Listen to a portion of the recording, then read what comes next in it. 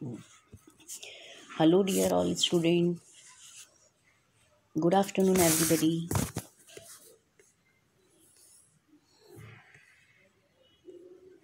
Now, chapter second in revision. We will revision of chapter 2. Okay, first chapter मैंने आपको explain करा दिया है और बीच बीच में मैं आपको grammar भी explain कर रही हूँ. फर्स्ट चैप्टर आपको रिवीजन में भी मैंने करवा दिया है, एक्सप्लेन कर दिया है and all exercises also completed. Now chapter number second, बूढ़ी काकी. बूढ़ी काकी ये एक गद्य है और इसके ऑथर है प्रेमचंद्र जी. मुंशी प्रेमचंद जी की ये गद्य रचना है और मुंशी प्रेमचंद्र जी का जन्म सन 1880 ईस्वी में हुआ और इनका निधन मीन्स मृत्यु सन 1936 ईस्वी में हुई.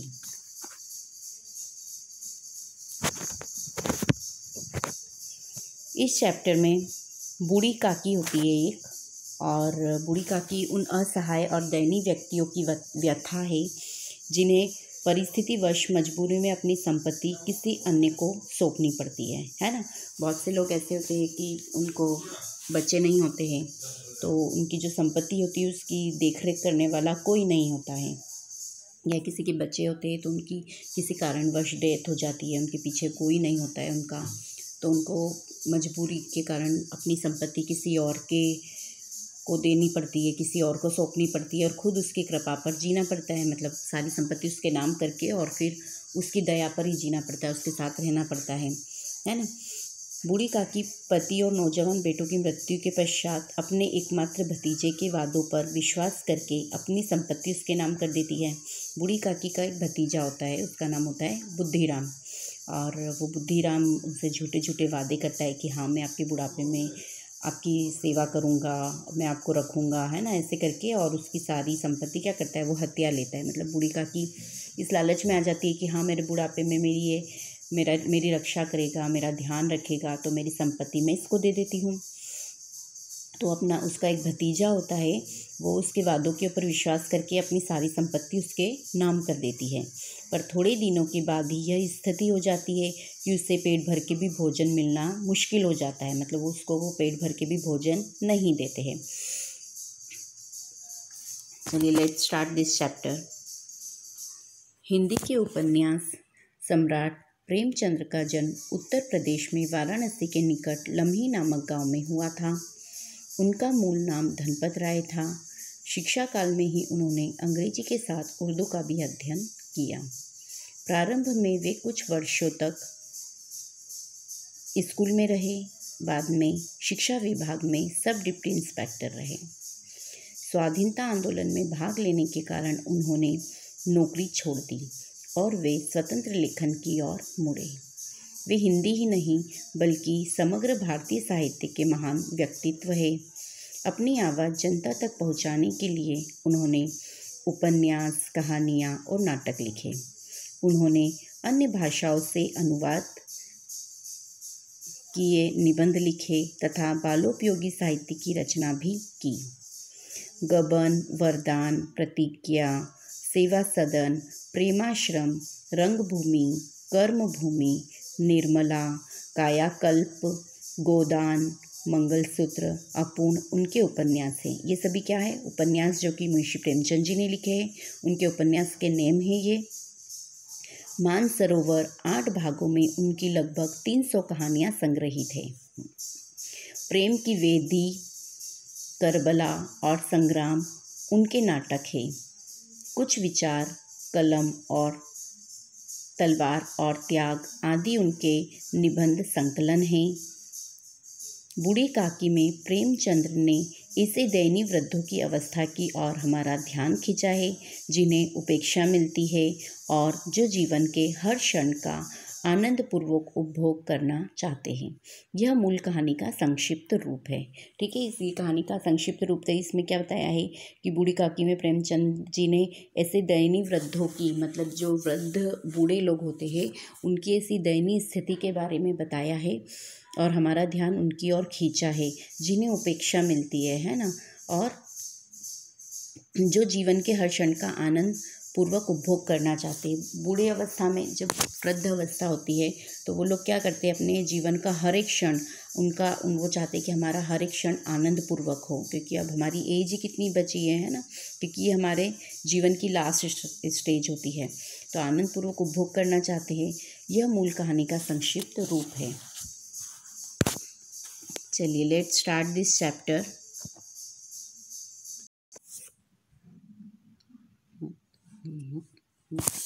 बुढ़ापा बहुधा बचपन का पुनरागमन हुआ करता है।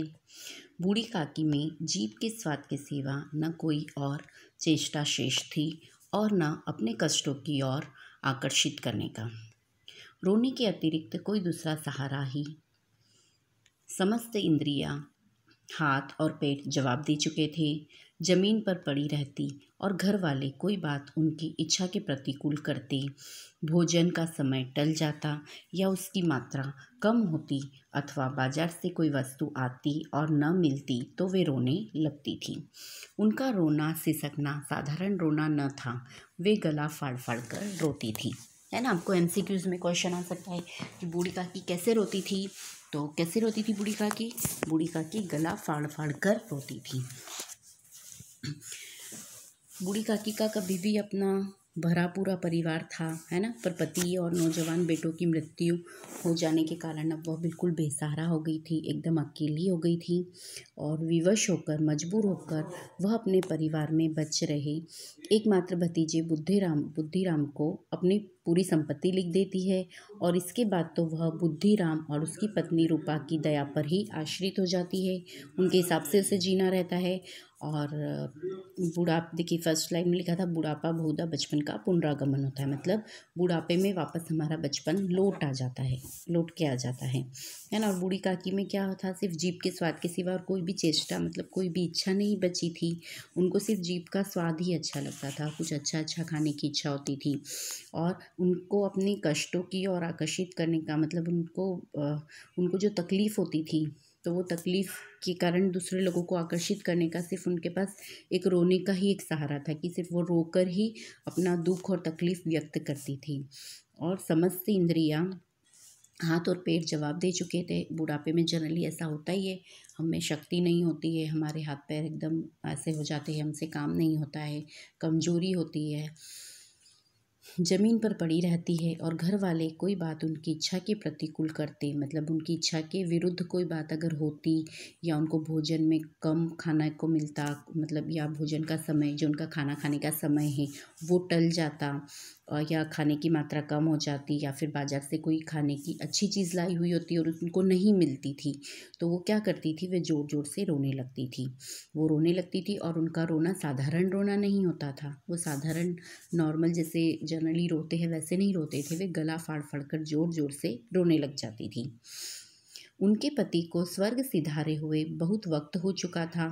बेटे तरुण होकर चल बसे थे। तरुण मतलब युवा, जवान होकर, बेटे जवान हुए और जवान होने के बाद में उनकी भी डेथ हो गई।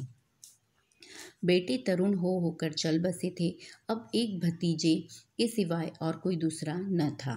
उसी भतीजे के नाम उन्होंने अपनी सारी संपत्ति लिख दी। बुद्धिराम ने सारी संपत्ति लिखाते समय खूब लंबे चौड़े वादे किए, किंतु वे सब वादे केवल कूली डिपो के दलालों के दिखाए हुए सब्जबाग थे। यद्यपि उस संपत्ति की वार्षिक आय कम न थी, तथापि बूढ़ी काकी को पेट भर भोजन भी कठिनाई से मिलता था। जो बूढ़ी काकी ने अपनी संपत्ति अपने भतीजे बुद्धिराम के नाम कर दी थी, तो वह संपत्ति से जो ब्याज आता था उससे उसका बुद्धिराम का घर खर्च चलता था, है ना, सारे खर्चे होते थे उसी से, जो बूढ़ी काकी की संपत्ति उसी से इसका घर चलता था और वो बुद्धिराम उसको भरपेट खाना भी नहीं देता था।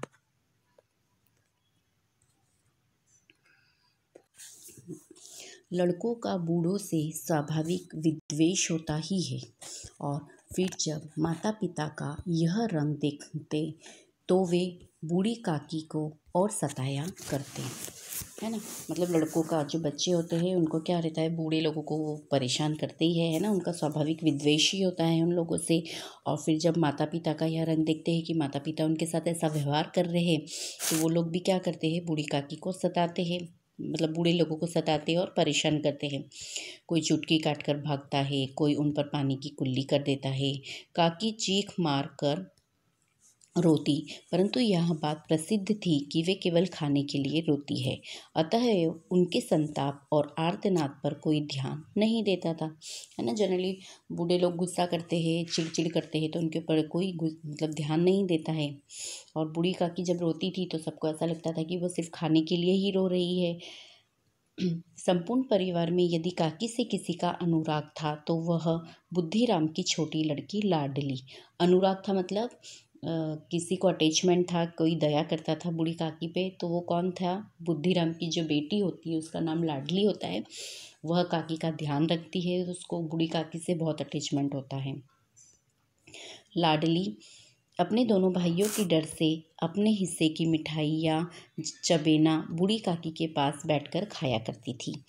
यही उसका रक्षगार था। और यद्यपि काकी की शरण उनकी लोलुपता के कारण महंगी पड़ती थी, तथापि भाइयों के अन्याय की तुलना में कहीं सुलभ थी। इस स्वार्थानुकूलता ने उन दोनों में सहानुभूति का आरोपण कर दिया था। रात का समय था। बुद्धिराम के द्वार पर शहनाई बज रही थी और गांव के बच्चों का झुंड विस्मयपूर्ण नेत्रों से गाने का रसास्वाद कर रहा था। आज बुद्धिराम के बड़े लड़के सुखराम का तिलक आया है ना। एक दिन बुद्धिराम के घर में प्रसंग होता है। वह प्रसंग बुद्धिराम के बड़े लड़का जो होता है उसका नाम सुखराम होता है और उसके तिलक का प्रसंग होता है। यह उसी का उत्सव है। उस दिन उत्सव मनाया जाता है। घर के भीतर स्त्रियां गा रही थी और रूपा मेहमानों के लिए भोजन के प्रबंध में व्यस्त थी, है ना। क्या हो रहा था उस दिन महिलाएं मतलब स्त्रियां जो है वो गा रही थी और रूपा जो कि बुद्धिराम की पत्नी है, रूपा वह मेहमानों के खाने के भोजन की व्यवस्था में जुटी हुई थी, उसमें बिजी थी। भट्टियों पर कड़ाह चढ़े थे, एक में पूड़ी कचौड़ियाँ निकल रही थी, एक बड़े पतीले में मसालेदार सब्जी पक रही थी। घी और मसालों की सुगंध चारों ओर फैली हुई थी, है ना। क्या हो रहा था, एक बड़ी सी कढ़ाई थी, उसमें एक तरफ तो पूड़ियाँ और कचौड़ी उतर रही थी और एक बड़े तपेले में क्या हो रहा था, सब्जी मसालेदार सब्जी बन रही थी। और जो सब्जियाँ बन रही थी, पूड़ी और कचौड़ियाँ बन रही थी, उनके मसालों की और घी की खुशबू क्या हो रही थी, चारों ओर फैल रही थी। बूढ़ी काकी अपनी कोठरी में बैठी हुई थी। यह सुगंध उन्हें बेचैन कर रही थी। बूढ़ी काकी कहाँ थी तब वो अपनी कोठरी में बैठी हुई थी और यह सुगंध उनको आ रही थी कोठरी में, और उस सुगंध से वह बड़ी बेचैन हो रही थी। मतलब उनको खुशबू आ रही थी तो उनका मन कर रहा था कि मैं ये सब चीज़ें खाऊं। वे मन ही मन सोच रही थी, इतनी देर हो गई, कोई भोजन लेकर नहीं आया, मालूम होता है सब लोग भोजन कर चुके हैं। यह सोचकर उन्हें रोना आया, परंतु अपशगुन के डर से वे रो न सकी।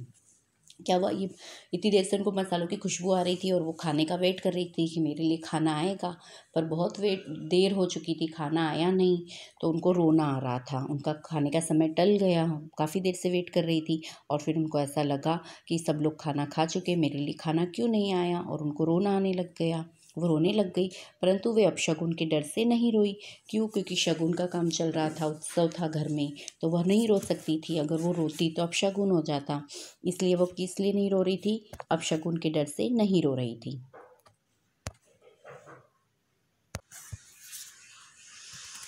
बूढ़ी काकी की कल्पना में पूड़ियों की तस्वीर नाचने लगी। खूब लाल लाल फूली फूली नरम नरम होंगी, है ना। मतलब तस्वीर नाचने लगी, मतलब बूढ़ी काकी ऐसा सोच रही थी। उनको अपनी आंखों के सामने पूड़ियाँ दिख रही थी, गरम गरम नरम नरम फूली हुई पूड़ियाँ जैसे कढ़ाई में से निकलती है, तो पूड़ियों की तस्वीर दिख रही थी।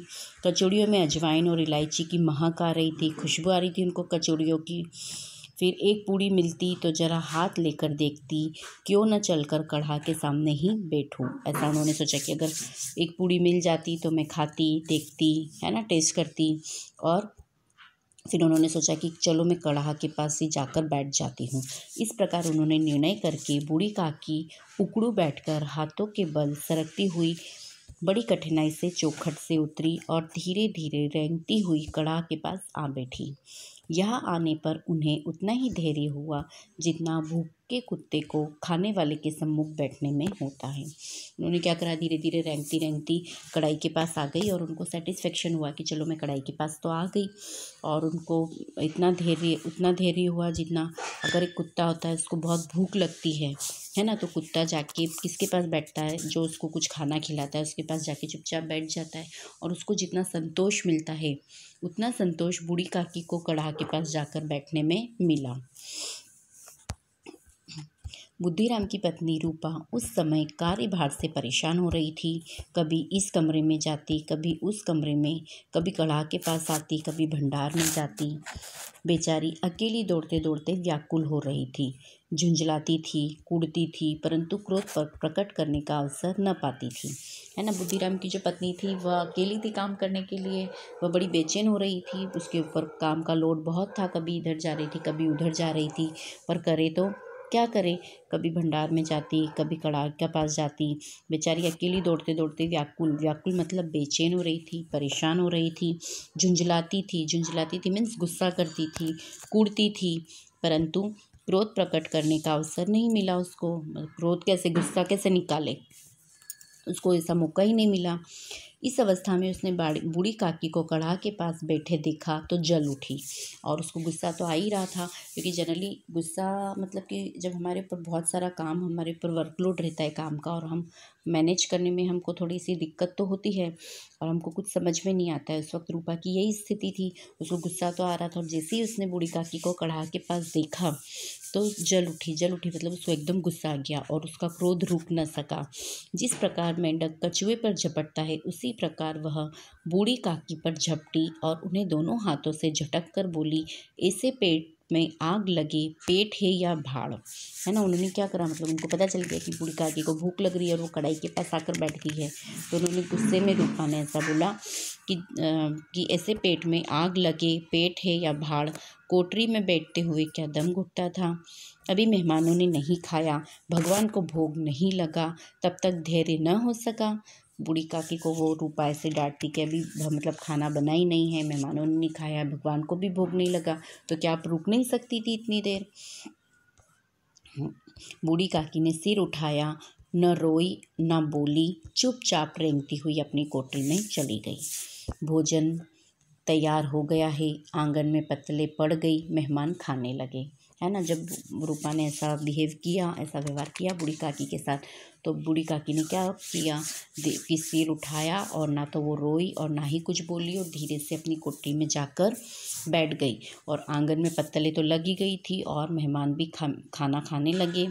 बूढ़ी काकी अपनी कोठरी में जाकर पश्चाताप कर रही थी मतलब उसको गिल्ट फील हो रहा था। सोच रही थी कि मैंने ऐसा क्यों किया, कि मैं कहाँ चली गई। उन्हें रूपा पर क्रोध नहीं था, है ना, वो ऐसे अपने आप पर ही गुस्सा कर रही थी कि मैं क्यों चली गई कढ़ा के पास। और वो रूपा के ऊपर गुस्सा नहीं हुई, अपने खुद के ऊपर ही गुस्सा हो रही थी। अपनी जल्दबाजी पर दुख था, मतलब उन्होंने इतनी जल्दी दिखाई, जाकर कढ़ा के पास बैठ गई, तो उन्हें दुख हो रहा था कि मुझे ऐसा नहीं करना चाहिए। सच ही तो है, जब तक मेहमान लोग भोजन न कर लेंगे घर वाले कैसे खाएंगे। मुझसे इतनी देर भी न रहा गया, अब जब तक बुलाने कोई न आएगा मैं नहीं जाऊंगी। उसने क्या सोचा कि अब जब तक कोई मुझे बुलाने नहीं आएगा तब तक मैं नहीं जाऊंगी, मुझे नहीं जाना चाहिए था। अभी तो मेहमानों ने भी नहीं खाना खाया है, जब तक मेहमान लोग खाना नहीं खाएंगे घर के लोग थोड़े ही खा सकते हैं। उसने ऐसा सोचा और अपने आप पर ही गुस्सा करने लगी। बूढ़ी काकी अपनी कोठरी में जाकर पश्चाताप कर रही थी कि मैं कहाँ चली गई। Next paragraph. मन ही मन इसी प्रकार का विचार कर वह बुलावे का इंतज़ार करने लगी। मतलब उसने सोचा कि अब जब तक मुझे कोई बुलाने नहीं आएगा मैं नहीं जाऊंगी, और कोठरी में जाके बैठ गई और सबका वेट कर रही थी कि कोई मुझे बुलाने आएगा।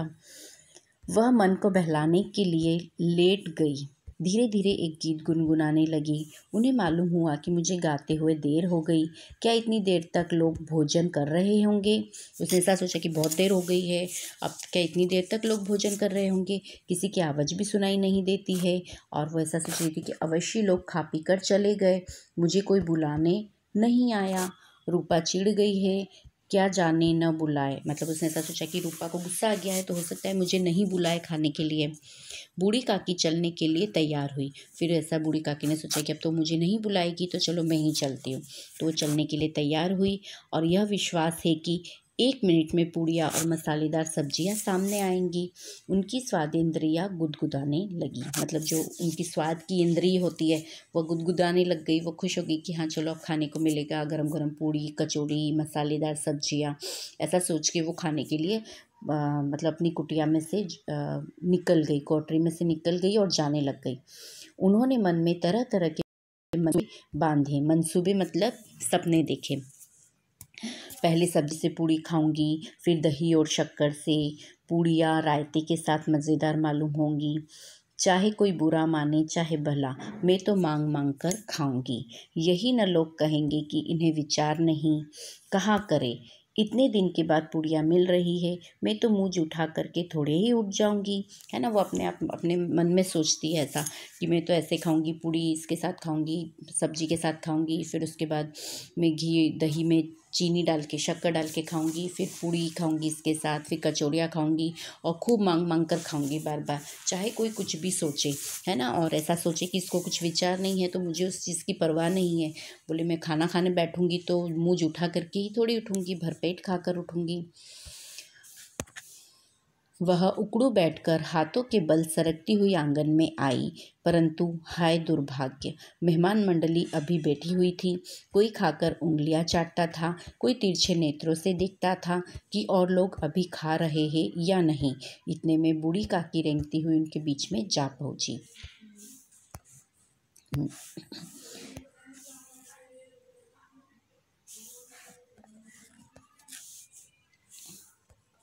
चलिए, next from here, this paragraph I will explain in next lecture. Okay, thank you, bye, take care.